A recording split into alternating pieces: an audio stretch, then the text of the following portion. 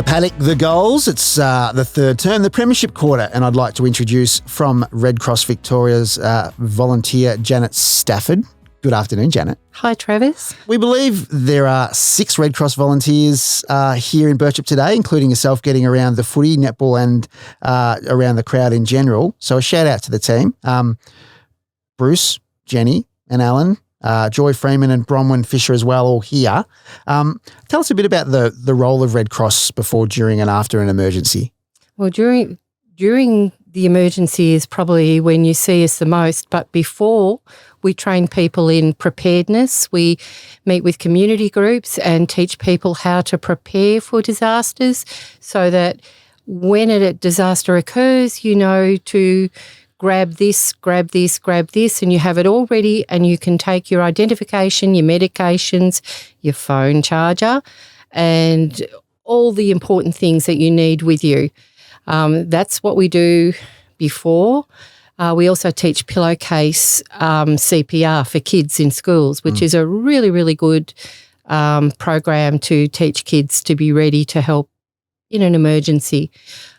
During the disaster, we set up relief centres. We're there during the most crucial times, offering psychological first aid, emotional support to people.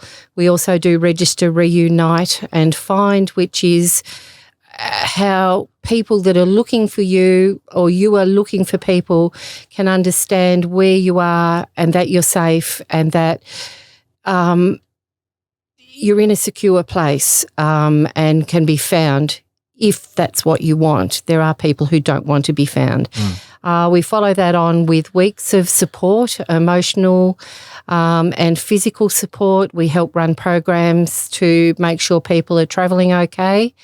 And then after the disaster is the recovery programs, which we liaise with council, we liaise with other community groups, with other support groups to ensure that in the months and years following a disaster, people are getting the comfort, the support and the assistance that they need, and to be able to link in with services that they need to help them through sometimes some of the darkest days of their lives. So it's 6 months after the October 2022 flood event across Victoria now. So what's that looking like for the Red Cross? What are we seeing and what is the Australian Red Cross doing at the moment to support their communities?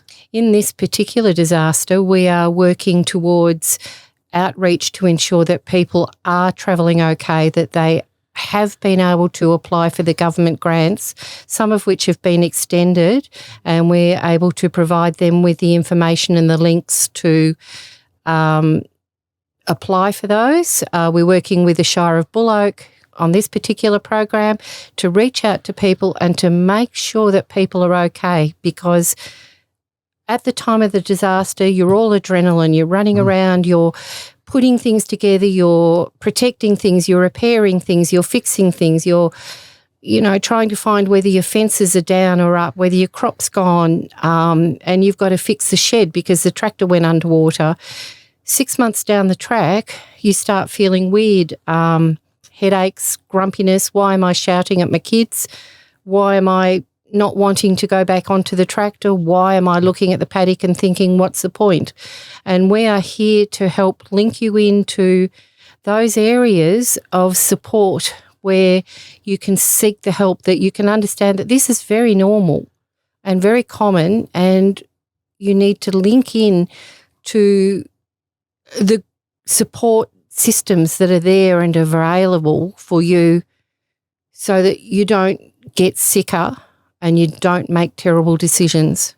What are some of those support services that are currently available? There's Lifeline, there's Beyond Blue, there's Mind Australia. All of those are free services. You can contact them online. You can contact them by phone. And we've got the information here for you to have a look at. We've also got books. There's this one, which is a brilliant little publication put out by the Red Cross. All of these publications are online. And if you get one of these, even if you don't feel like reading it, just have a look at page 4 and have a look at page 13. We've got emergency preparedness information, how to help with your kids, because the kids react really weirdly sometimes. They can do stuff that you don't. They can be unpredictable and they can behave very poorly. So this can help you to walk through a minefield, and they can be different ages, different dramas. And then there's the activity book, which is really cool and lots of fun. And we have plenty of those. Yeah, so we're handing out some bags today with this information in it. With all of this in it. So we've got plenty here and we're happy to share them with anybody who would like one. And we have spare colouring books for those that have more than one child, and there's going to be a squabble. Yeah, great. So your team's out and about around the ground today, so look for them. Are they largely in red raincoats moving around, so nice and visible?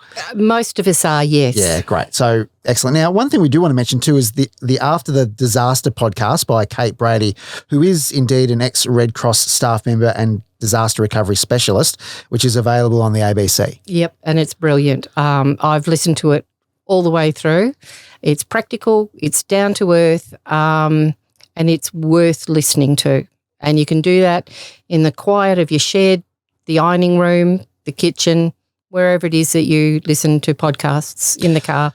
And at the risk of sounding like a federal government employee, you could probably get that on the ABC Listen app, I would assume. Oh, yes, you certainly can.